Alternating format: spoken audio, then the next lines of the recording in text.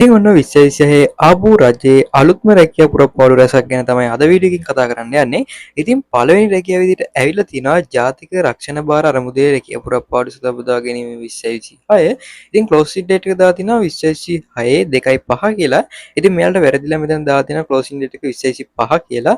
ඉතින් 2026 2.5 තමයි මේ ක්ලෝසින් ඩේට් එක දාලා තියෙන්නේ. අපි ඉතින් වීඩියෝ එක අන්තිමට කතා කරමු කොහොමද මේ ඇප්ලිකේෂන් දාන්නේ. ඔන්ලයින් ඇප්ලිකේෂන් තියෙනවා ඒවා යවන්නේ. තැපැල් හරහා යනවා යවන්නේ.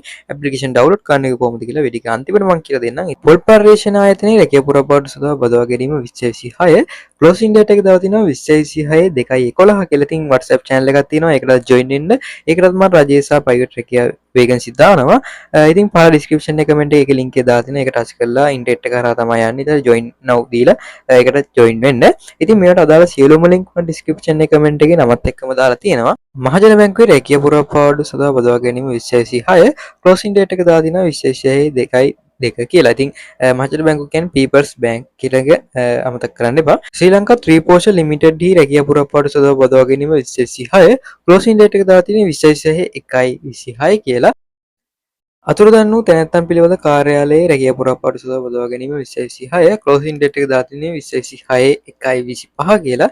තොරතුරු තාක්ෂණ නිලධාරී දත්ත ඇතුළත් කිරීමේ ක්‍රියාකරු කළමනාකාර සහකාර රියදුරු කාර්යාල සහායක ඇතුළු තවත් කියලා දාලා තියෙනවා. ශ්‍රී ලංකා ගමනාගමන මණ්ඩලයේ රැකියා පුරප්පාඩු සඳහා බදවා ගැනීම 2026 ඉතින් ක්ලෝසින් ඩේට් එක දාලා තිනවා 2026 1.26 කියලා. වැඩමූලික කාර්මික යාන්ත්‍රික ශිල්පී ඉන්ධන පොම්පකාරු වැද්දුම්කරු යන ජොබ් කැටගරි වලින් ඔයාව ගන්නවා. VLA මණ්ඩලයේ රැකියා පුරප්පාඩු සඳහා බදවා ගැනීම 2026 ක්ලෝසින් ඩේට් එක දාලා තියෙන්නේ 2026 1.26 කියලා.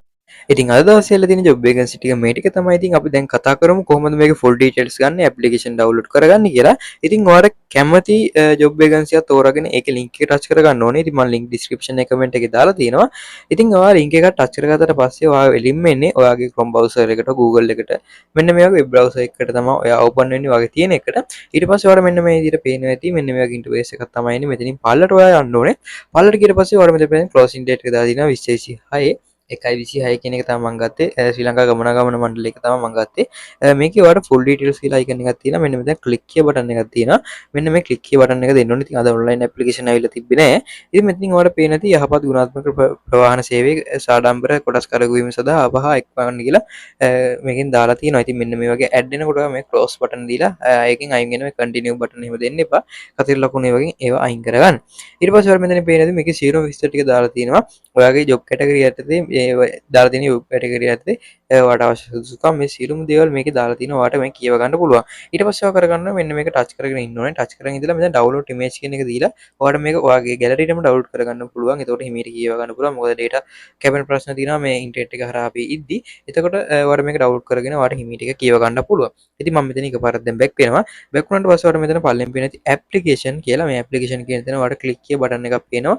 මෙන්න මේ click here button එක ඔයා එකපාරක් touch කරන්න ඕනේ. ටච් කරගත්තට පස්සේ ඔයාලා මෙතනින් පළට ගියට පස්සේ ඔයාලට මේකේ සියලුම විස්තර පේනවා. ඉතින් මේකේ මෙන්න මේ විදිහට තිබ්බට මේ හැම ජොබ් වේකන්සි එකම මෙන්න මේ විදිහට තමයි ලින්ක් එක ටච් කරලා ගන්න තියෙන්නේ. ඒ හින්දා අපම ඒක නිසා තමයි ඔයාලට එකක් පෙන්වන්නේ. නැත්තම් ඔක්කොම පෙන්වන්න විදියක් නැහැ. මොකද ඔක්කොගෙම මෙන්න මේ විදිහට තමයි ගන්න තියෙන්නේ. ඉතින් මෙන්න මේ ක්ලෝස් බටන් මේවා ටච් කරලා මේවා අයින් කරන්න. ඊට පස්සේ මෙතනින් ඔයාලට පේන ඇති ඇප්ලිකේෂන් එක මෙන්න මේ විදිහට පෙන්වනවා. මෙතනින් පොඩ්ඩක් පල්ලට යන්න ඕනේ.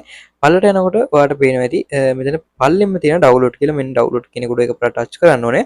ඩවුන්ලෝඩ් කරලා මේක ඩවුන්ලෝඩ් වෙන්නේ ඔයාගේ ෆයිල් වල. ඒ කියන්නේ ඔයාගේ ෆෝන් එකේ ෆයිල් කියලා එකක් තියෙනවා. අනේ ෆයිල් කියන එකට ගියාට පස්සේ ඔයාගේ ඩොකියුමන්ට් කියලා icon එකක් තියෙනවා. ඒ ඩොකියුමන්ට් කියන තැනට ගිහපුවාම මේ ඇප්ලිකේෂන් එක PDF එකක් විදිහට ඇවිල්ලා තියෙනවා. ඔයාලට පේනවා ඇති මම මෙහෙම ටච් කරලා පෙන්නන්නම්.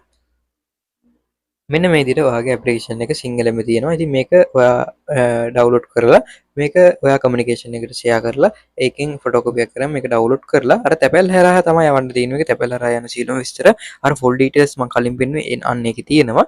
ඉතින් මෙන්න මේ විදිහට තමයි මේ ටික සරලව කරගන්නේ. ඉතින් channel එක අලුත් කෙනා subscribe කරන්න අමතක කරන්න එපා. ඉතින් මේ වගේ වීඩියෝ බලන්න හැමෝටම ෂෙයා කරන්නත් අමතක කරන්න එපා. ඉතින් ඔයාලට සුබ දවසක්.